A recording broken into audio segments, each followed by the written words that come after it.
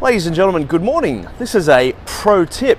I'm in Melbourne. I'm in Melbourne because I'm heading out into KPI land because Melbourne Group 8 smashed their million-word challenge, and I'm going to do the bonus sales day, as I do.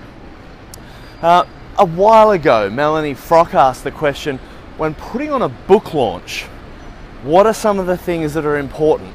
It's a great question, Melanie, but I'm going to answer from the perspective of any event.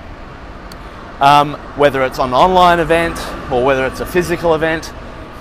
And the first thing I always come back to, is to not die crossing the road, is the partnership triangle. Product, brand, distribution, right? So product is all about the value. So the first thing I'd be thinking about around an event is why is it valuable for two sets of people? The first set of people are going to be the attendees. I think of them as the retail market. So they're your friends that are showing up, they're your potential clients that are showing up. And I like to try and make it beyond you. So other than having them show up for you, how can you get Eva Longiria to show up? And so a whole bunch more people are going to show up because she's there. Right? So that's kind of what you think about. If you think it's about you, you've missed the point. If you think it's about your book, you've missed the point. And so that brings us to the second part of the partnership triangle, which is around brand and trust.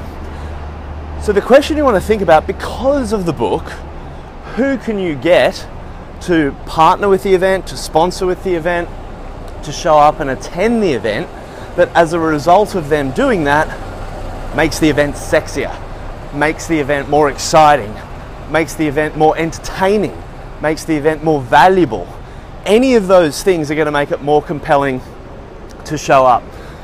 So you could think about people, you could think about entertainment, you could think about venues, certain locations. So one of the reasons when I launched in Australia, every other company was doing sort of just flat room seminars, which is why we focused on doing events in big staged auditoriums and theatres, because even in just a subtle way, it changed the nature of the experience. So if I was doing a book launch, I'd be thinking, what is the coolest venue I could imagine that people don't normally get to? I'd be thinking, how do I create a once-in-a-lifetime opportunity? How do I pull every string from every contact I've got to get myself a location that people couldn't get to other than my book launch? That's what I'd be thinking about. Then I'd be thinking about leveraging a whole bunch of partners. How do I get partners that wouldn't normally involved? And then the final bit is around reach or distribution. So, God, it's hard walking up hills and doing pro tips. I've got to run more. Distribution, right? Because you've brought those other valuable elements in, what you're now doing is you're making yourself more compatible to someone else to promote you, right? So if you're just doing a bog standard, boring, I'm going to be there with my book launch in a hotel room, you know what? I'm not interested in promoting that. But if you can get me, if you're doing a book launch and you can get me into like a wine cellar in a vineyard that no one's been into in a long time, and it's like full of the old oak casks, and you know the owner's going to be there giving a talk and sharing some wine, you've got my attention.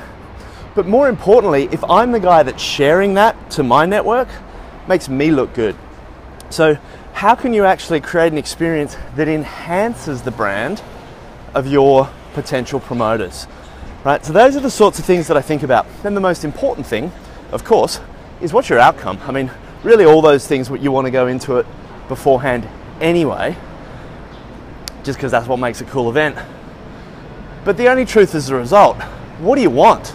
And certainly some of the things you want to think about for any great event that you're going to do, where you're going to put in that much effort, you want to capture it. You want to have a video crew there, you want to have a camera crew there, you want to make sure you can capture that so you can leverage it later. If you can get some media there to say some good things, make sure they're really clear on your messaging document, so as a result of that, you can get a lot of that content back from them and repurpose it and reuse it later. I'd certainly let people know what you do. I'd have bookmarks in your books that if people are interested, they can maybe put their name and details on the bookmark.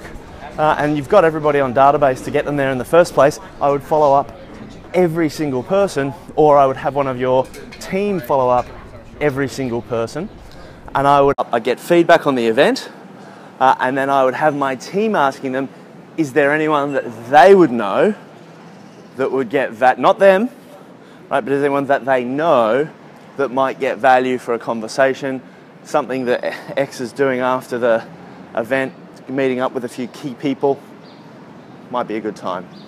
That's my thoughts. Hope that's useful. If it is, let me know or like it up. Recognition is the fuel for pro tips. Thanks, guys.